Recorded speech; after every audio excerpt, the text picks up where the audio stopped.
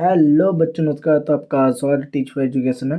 तो आज हम पढ़ेंगे क्लास 6 का साइंस का चैप्टर 7, ताप एवं उसका मापन। ये सेकंड टर्म का चैप्टर है आपका। ठीक है। पहले तो बच्चों हम इस चैप्टर को समझने वाले हैं कि इस चैप्टर में है क्या क्या। फिर इसके जितने भी छोटे और बड़े क्वेश्चन आंसर बनते हैं वो हम पढ़ने वाले हैं, जो पेपर में आ सकते हैं, और जितने भी क्वेश्चन आंसर बनते हैं। ठीक है। तो चलिए शुरू करते हैं चैप्टर। और आप चैनल पर नए हैं तो कर लीजिए सब्सक्राइब, ताकि आपको बाकी चैप्टर्स की वीडियो भी मिल सके। तो चलिए शुरू करते हैं। तो बच्चों पहला तो है आपका ताप की अवधारणा, आपकी जो बुक है। ठीक है। तो इसमें क्या है, ताप की अवधारणा क्या होती है कि किसी वस्तु की उष्मीय अवस्था मतलब गर्म, यानी वह कितनी ठंडी या गर्म है, इसे ही ताप कहते हैं। या कोई वस्तु कितनी ठंडी या गर्म है, उसका मापन ही क्या कहलाता है, ताप। ठीक है। हम केवल छूकर सही ताप का अंदाजा नहीं लगा सकते, इसलिए हमें मापने का यंत्र की जरूरत होती है। आपकी बुक में एक प्रैक्टिकल भी है, इसमें 3 डब्बों में पानी होता है, ठंडा, गर्म और नॉर्मल। ठीक है। तो उसमें आप उस प्रैक्टिकल से पता लगा सकते हो कि सभी चीज़ें तापमान अंदाजे से हम स्क्रीन से पता नहीं लगा सकते हैं। ठीक है। आगे बढ़ते हैं कि ताप मापने का यंत्र क्या है। भाई, ताप मापने के लिए तापमापी की आवश्यकता पड़ती है। ठीक है। और थर्मोमीटर का उपयोग होता है। इसके मुख्य भाग क्या क्या हैं भाई। थर्मोमीटर के भाग की बात करूँ तो इसमें बल्ब होता है, इसे पारा भरा होता है। जो उसका थर्मोमीटर होता है, नीचे क्या होता है, बल्ब। ऊपर की नली पतली कांच की नली, जिसमें पारा ऊपर चढ़ता है। ठीक है। पारा ही क्यों होता है, क्योंकि ये गर्म होने पर समान रूप से फैलता है और कांच में चिपकता नहीं है। तो ये तो आपके थर्मोमीटर के बारे में है। ठीक है। इसका उपयोग कैसे होता है, इसके भाग क्या है, एक बल्ब है, एक नली है, एक पारा है। ठीक है। पारा इसलिए भरा होता है क्योंकि ये गर्म होने पर समान रूप से फैलता है और कांच से चिपकता नहीं है। ठीक है। आगे बढ़ते हैं कि ताप के पैमाने क्या है। अब आपके ताप के पैमाने में दिया हुआ कि ताप के मुख्य रूप से 3 पैमाने और 3 तरीकों से मापा जाता है। एक तो सेल्सियस में, इसमें बर्फ का 0 डिग्री सेल्सियस पर जमती है और 100 डिग्री पर पानी उबलने लगता है। ठीक है। और एक है फ़ारेनहाइट, यानी उसको एफ से लिखा जाता है, जिसमें बर्फ 32 फ़ारेनहाइट से पर पानी और 212 फ़ारेनहाइट पर पानी बन जाती है। मतलब 32 पर बर्फ़ बनती है और 212 पे पानी बन जाती है। और केल्विन, जिसको हम कैसे लिखते हैं, तापमान का वैज्ञानिक ऐसा ही मात्रक है। ठीक है। ये आपके ताप के पैमाने थे चैप्टर में। और ताप के प्रकार की बात करूँ तो आपके मुख्य 2 प्रकार के तापमापी होते हैं। एक तो डॉक्टरी तापमापी, इसका उपयोग शरीर का ताप मापने के लिए किया जाता है। और इसमें किंक होता है, जो कि पारे को अपने आप नीचे गिरने देता है। ठीक है। और इसकी रेंज 35 डिग्री सेल्सियस से 42 डिग्री सेल्सियस तक होती है डॉक्टरी तापमापी की, यानी क्लिनिकल थर्मोमीटर की। अब प्रयोगशाला तापमापी की बात करूँ दूसरा वाले की, तो इसका उपयोग लैब में वस्तुओं का ताप मापने के लिए किया जाता है, और रूम टेम्परेचर भी मतलब इससे नाप सकते हैं। इसमें किंक नहीं होता है। ठीक है। इसमें वस्तु के अंदर रखे रखे ही पढ़ना पड़ता है हमें। ठीक है। आगे है आपका सुरक्षित उपयोग के नियम। भाई, हम कैसे इनको जो थर्मामीटर्स को सुरक्षित उपयोग कैसे कर सकते हैं। एक डॉक्टरी थर्मामीटर को उपयोग से पहले झटका देकर उसे पारे के नीचे लाना चाहिए, ताकि पारा सारा नीचे आ जाए। और थर्मामीटर को कभी बल्ब की तरफ से नहीं पकड़ता है। ठीक है। जो थर्मामीटर है वो कभी बल्ब की तरफ से नहीं पकड़ना चाहिए, जहाँ से बल्ब लगा होता है चमकीला चमकीला। और डिजिटल थर्मामीटर आजकल ज़्यादा सुरक्षित माने जाते हैं, क्योंकि इसमें हानिकारक पारा नहीं होता है। ठीक है। आगे बढ़ते हैं। एक चीज़ और, डिजिटल थर्मामीटर और इंफ्रारेड थर्मामीटर बिना छुए ताप को मापने वाले पारे वाले थर्मामीटर की जगह ले रहे हैं। क्योंकि अभी आप देख रहे हो डिजिटल थर्मामीटर आ गए हैं, नापने वाले, सेल लगाने वाले, जिससे कि बॉडी टेम्परेचर माप सकते हैं। ठीक है। अब उसके क्वेश्चन से पढ़ते हैं कि कौन कौन से हैं। पहले क्वेश्चन बनता है आपका, ताप किसे कहते हैं। ठीक है।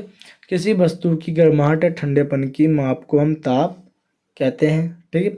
अब ताप मापने के लिए किस यंत्र का प्रयोग किया जाता है, तापमापी का यानी थर्मामीटर का प्रयोग किया जाता है।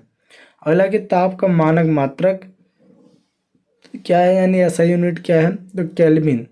ताप की सामान्य बोलचाल में सेल्सियस और फ़ारेनहाइट का प्रयोग होता है, और ऐसे यूनिट की बात करें तो केल्विन है, जो हमें सबसे ऊपर पड़ा है। ठीक है।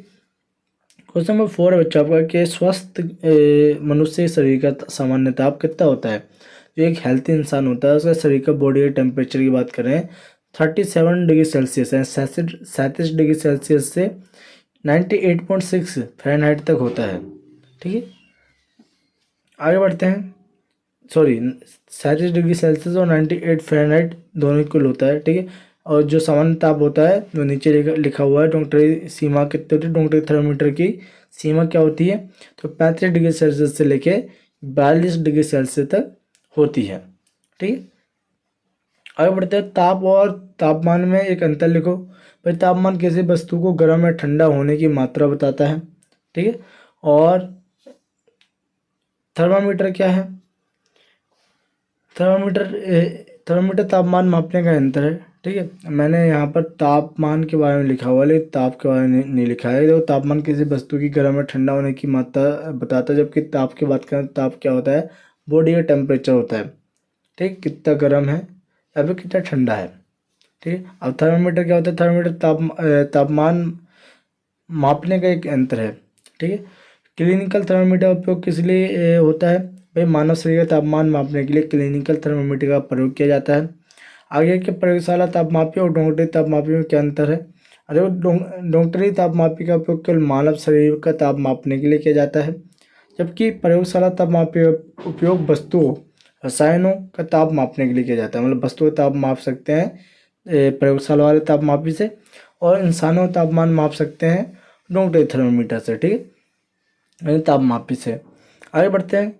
तापमापी में पारे का प्रयोग क्यों किया जाता है। देखो, पारा का उष्मा का सुचालक होता है। ठीक है, और ये चमकदार होता है, जिससे रीडिंग आसानी से दिखती है, और ये कांच की नली में चिपकता नहीं है, इसीलिए पारे का यूज किया जाता है नोटर के थर्मामीटर में। आप कभी नोटर के पास गए होगे तो वो कांच वाला थर्मामीटर लगाता है मुंह में, पुराने वाले डॉक्टर के पास मिल जाएगा वो। ठीक है, आगे बढ़ते हैं। क्वेश्चन 39 कि ताप का स्थानांतरण कैसे होता है। भाई ताप हमेशा गर्म वस्तु से ठंडी वस्तु की ओर जाता है। ठीक, गर्म से ठंडी की ओर जाता है, याद रखना। जब दोनों वस्तुएं समान तापमान पर आ जाती हैं तो ये ताप का प्रवाह रुक जाता है।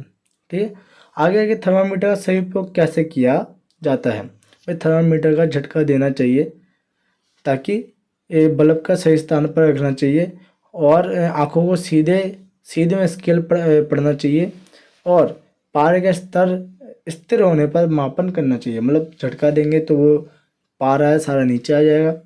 फिर जाके बल्ब को हमें हाथ से टच नहीं करना चाहिए, और आँखों को सीधे से पड़ना चाहिए, ताकि वो सीधा सीधा हम देख सकें टेम्परेचर कितना है। और पारे का स्तर स्थिर होने पर मापन करना चाहिए, जब तक वो स्थिर नहीं होगा तब तो हम माप नहीं सकते। ठीक है, आगे क्वेश्चन नंबर 15 के ताप मापने के लिए थर्मामीटर आवश्यक क्यों है।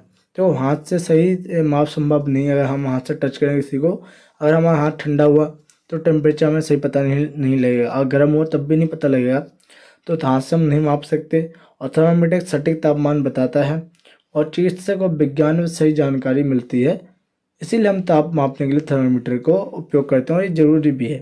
ठीक है, क्वेश्चन नंबर 16 है आपका कि ये प्रयोगशाला तापमापी के से ताप मापने की विधि लिखिए, कैसे हम माप सकते हैं। भाई पहले बात तो सीधा रखें। ठीक है, इसमें प्रयोगशाला किसी भी वस्तु का ताप मापने के लिए चरण निम्नलिखित है। कौन सा चरण है कि सीधे रखें। पहला चरण कि यानी तापमापी को बर्तन में बिल्कुल सीधा रखना है, खड़ा रखना चाहिए, उससे तिरछा नहीं करना चाहिए। संपर्क तापमापी का बल्ब उस वस्तु से पूरी तरह घिरा होना चाहिए जिसका ताप मापना है। ठीक है, बर्तन की दीवार की बात करें तो ध्यान रहे कि बल्ब बर्तन की दीवार पर तली को ना छुए, और स्थिरता का इंतजार, जब तक पारे की धारी स्थिर चढ़कर स्थिर हो जाए तभी पाठ्यांक लेना चाहिए। मतलब पारा ही जब रुक जाए तब हमें उस टेम्परेचर को नोट करना चाहिए, वस्तु के अंदर ही पड़े।